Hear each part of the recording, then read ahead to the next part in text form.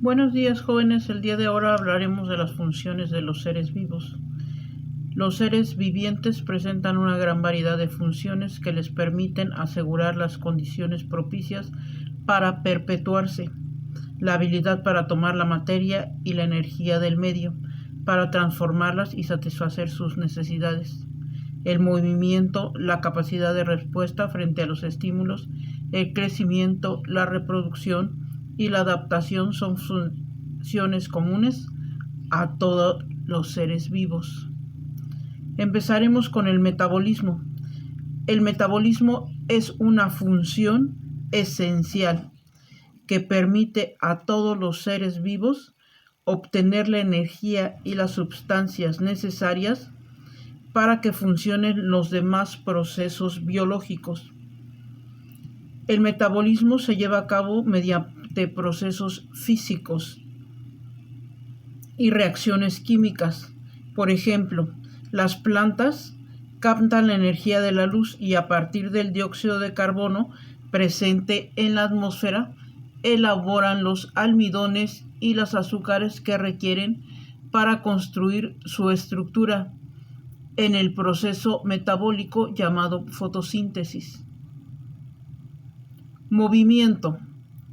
Otra característica de lo viviente es la posibilidad de desplazarse.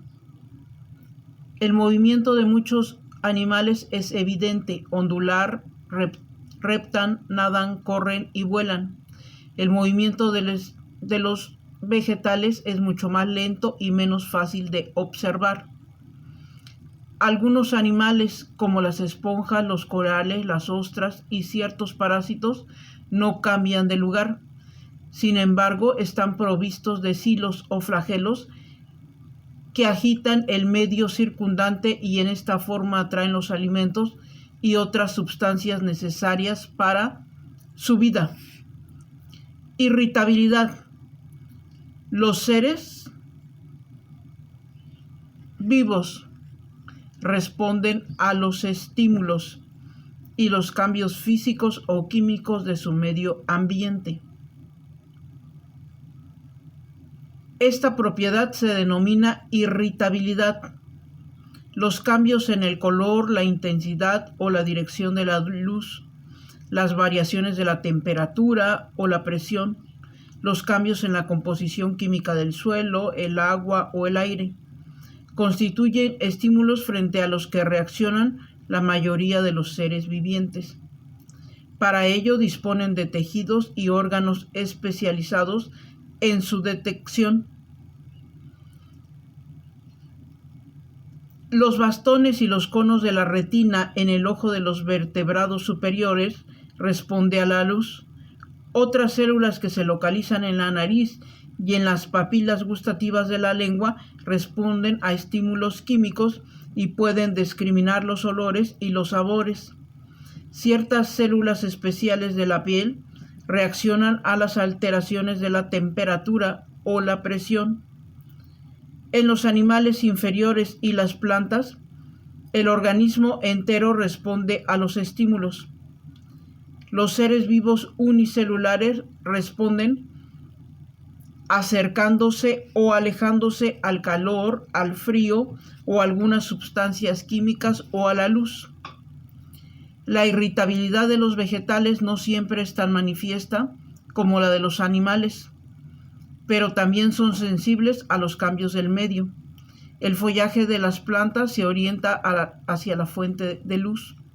En algunas otras la respuesta a los estímulos es bastante rápida. La planta atrapamoscas Venus de los pantanos del sur de Norteamérica posee hojas que se cierran al contacto con los insectos, aprisionándolos para luego digerirlos y obtener nitrógeno, un nutriente escaso en los suelos de esa región.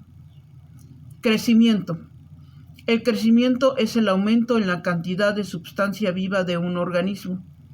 Casi todos los árboles crecen continuamente hasta su muerte. Muchos animales tienen un periodo de crecimiento definido que termina cuando se alcanza el tamaño característico del adulto. Adaptación y evolución. Los seres vivos poseen una capacidad limitada para sobrevivir frente a los cambios en su medio. Esta propiedad se denomina adaptación. Así definida, la adaptación puede asumir variadas estrategias para la sobrevivencia. En el caso de los insectos o los áfidos, estos cambian la pigmentación de su piel para mimetizar o pasar desapercibidos a sus presas o a sus predadores. Vistas en su ambiente natural, las especies parecen haber sido cuidadosamente diseñadas para sobrevivir en un hábitat específico. Los peces poseen formas hidrodinámicas para desplazarse rápidamente en el agua. Las plantas del desierto carecen de hojas anchas y en su lugar presentan espinas, lo que reduce la superficie expuesta al sol y la pérdida de agua de sus tejidos. Estas adaptaciones son el resultado del pequeño cambio sucesivo y paulatino que ha ocurrido durante largo tiempo.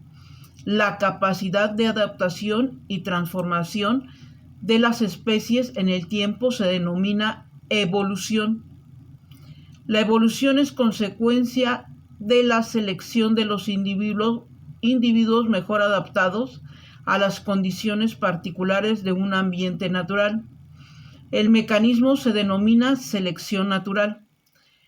Es posible gracias a que entre los individuos de una población existen diferencias que se originan en las mutaciones o cambio en la dotación genética original.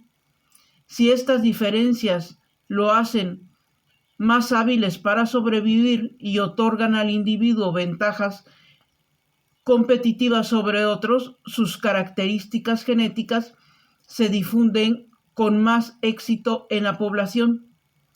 No obstante, los cambios súbitos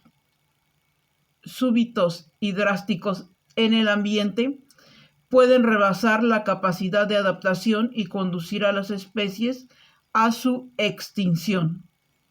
Diversos factores se pueden constituir en agentes de la selección natural, como la temperatura, la disponibilidad de luz, de agua, de alimento y la presencia de predadores, parásitos y competidores y muchos otros más. Reproducción. Una característica notable de los seres vivos es la reproducción de nuevas generaciones en virtud de su reproducción. Desde el punto de vista del individuo y de la célula que lo forman, la supervivencia es lo más importante en la vida. Sin embargo, desde el punto de vista de las especies, la supervivencia de un individuo no es importante a menos que éste se reproduzca. Aun cuando los individuos de una especie vivieran durante siglos, la especie se extinguiría si no se reprodujera algunos de sus individuos. Una vez efectuada la reproducción, los nuevos organismos pasan varias etapas de desarrollo hasta alcanzar la madurez, fase de su ciclo habitual que pueden reproducirse. La reproducción se define como la perpetuación de la especie de generación en generación. Se reconocen dos tipos de reproducción: la sexual y la asexual. Reproducción asexual se denomina también vegetativa y ocurre comúnmente en bacterias, algas, hongos, los musgos, algunas plantas, los protozoarios, etc. Este tipo de reproducción, los padres producen copias de sí mismos y por lo tanto los hijos son virtualmente iguales a los padres desde el punto de vista genético y se denominan clon. Reproducción sexual. La reproducción sexual requiere la concurrencia de dos progenitores de sexo opuesto. cada uno de los cuales constituye el proceso con una célula especializada o gameto.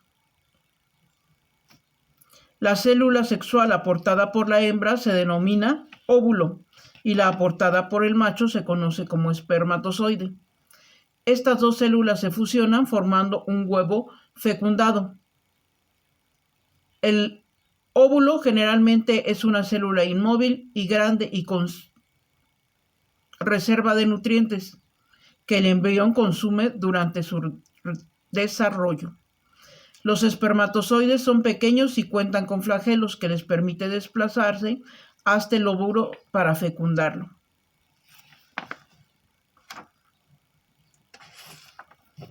La reproducción sexual representa una gran ventaja evolutiva, pues permite la combinación de las características genéticas de los individuos. Esto contribuye a enriquecer la variedad de individuos en la población y representa una oferta permanente de variantes genéticas para que ocurra la selección natural. Y posteriormente viene el proceso de muerte.